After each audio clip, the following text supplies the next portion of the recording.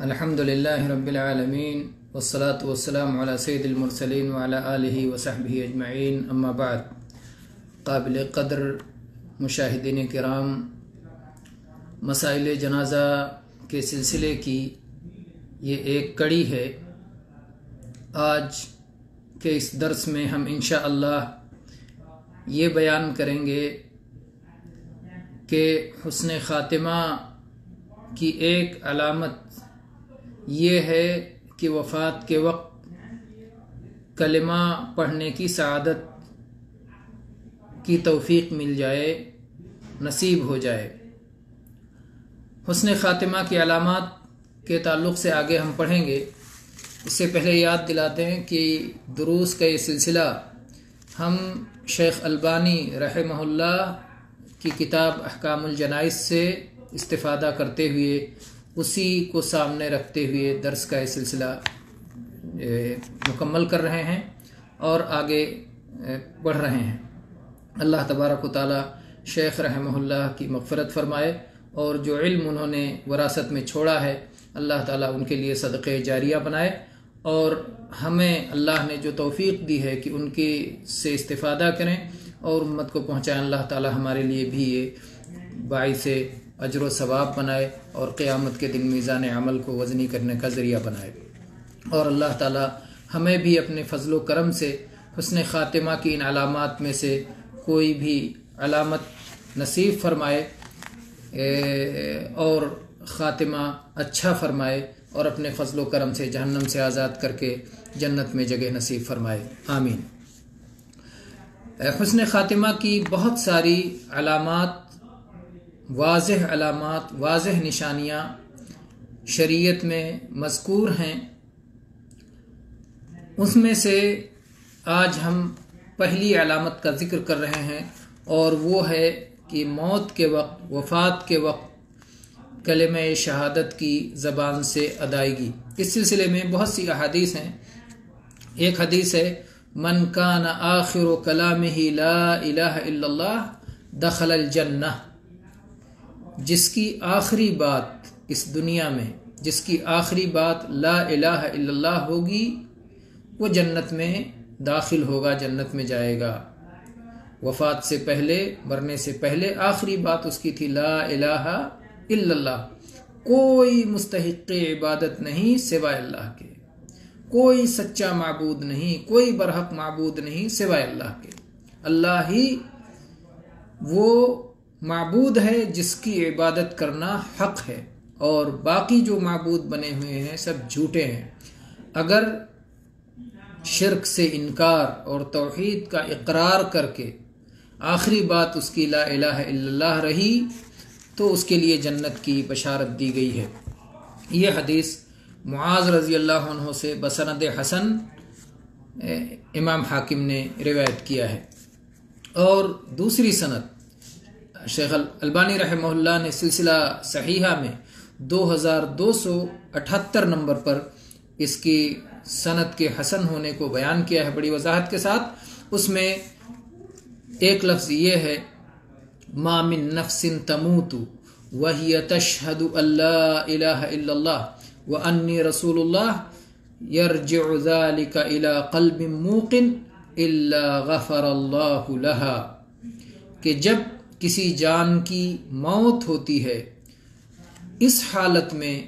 کہ وہ لا الہ الا اللہ محمد الرسول اللہ کی شہادت دے رہا ہے، وہ جان گواہی دے رہی ہے، موت کے وقت لا الہ الا اللہ محمد الرسول اللہ کی شہادت پر ہے، اور دل میں اس پر پوری طرح سے یقین ہے، یعنی زبان سے کلمہ پڑھا جا رہا ہے اور دل میں یقین کیا جا رہا ہے۔ اگر ایسی صورتحال ہے الا غفر اللہ لہا، تو اللہ تبارک و تعالی اس کی مغفرت فرما دیتا ہے، اس کی بخشش فرما دیتا ہے۔ اسی طرح سے اس حدیث کی شاہد بھی موجود ہے جو ابو ہریرہ رضی اللہ عنہ سے مروی ہے اور اس سے پہلے گزر چکی ہے۔ اسی طرح سے اس سلسلے میں طلحہ ابن عبید اللہ رضی اللہ عنہ کی ایک روایت ہے کہ عمر رضی اللہ عنہ نے طلحہ ابن عبید اللہ رضی اللہ عنہ کو کچھ طبیعت کا بوجھل دیکھا، کچھ ان کے اندر گرانی محسوس کی تو پوچھا کہ اے ابو فلان آپ کو کیا ہو گیا ہے؟ شاید آپ کے چچا کی بیوی نے، آپ کی چچی نے شاید آپ کے ساتھ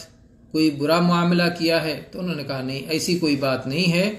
اور اس کے بعد انہوں نے کہا مسئلہ یہ ہے کہ میں نے رسول اللہ صلی اللہ علیہ وسلم سے ایک حدیث سنی تھی اور میں ابو بکر صدیق رضی اللہ عنہ سے اس کے بارے میں پوچھنا چاہتا تھا،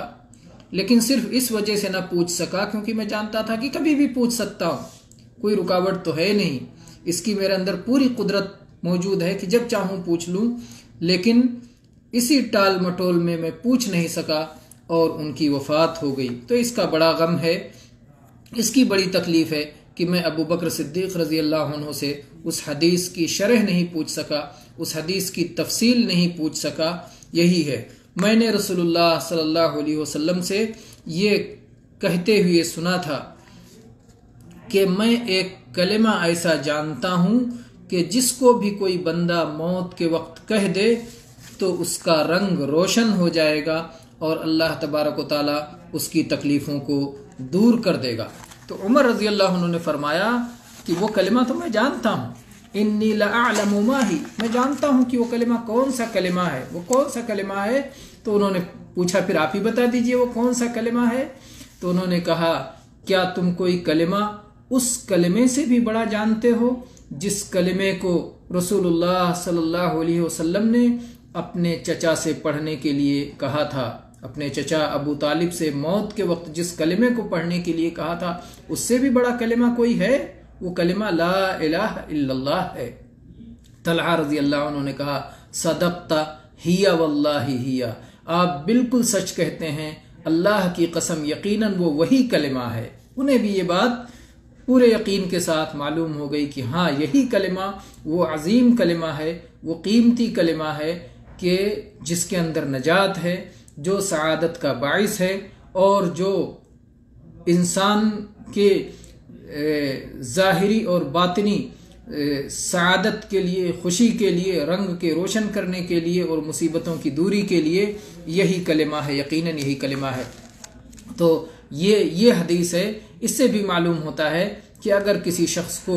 وفات کے وقت کلمہ شہادت پڑھنا نصیب ہو جائے، دل میں اس کا پورا یقین اس کے اندر ہو، تو یقیناً یہ وہ خیر ہے، یہ وہ بھلائی ہے کہ جو حسن خاتمہ کی علامتوں میں سے ایک علامت ہے، بلکہ یہ بہت بڑی علامت ہے۔ تو یہ حدیث امام احمد نے 1384 نمبر پر مسند احمد میں روایت کیا ہے اور اس کی سند صحیح ہے۔ ایسے ہی یہ صحیح ابن حبان میں بھی ہے، مستدرک حاکم میں بھی ہے، اور امام حاکم نے کہا ہے کہ یہ بخاری و مسلم کی شرط کے مطابق صحیح ہے، اور امام ذہبی نے ان کی موافقت کی ہے۔ تو بہرحال آج کے درس میں ہم نے اسی بات کو بیان، موت حسن خاتمہ کی ایک علامت کو بیان کرنے کی کوشش کی ہے، اور وہ یہ ہے کہ اگر کوئی شخص وفات کے وقت زبان سے کلمہ شہادت پڑھنے کی توفیق پا جاتا ہے تو یہ حسن خاتمہ کی علامت ہے۔ اللہ تبارک و تعالی ہم سب کو اپنے فضل و کرم سے یہ نصیب فرمائے اور اسے قبول فرمائے، آمین۔ وآخر دعوانا ان الحمد للہ رب العالمین وصلی اللہ علی نبینا وسلم۔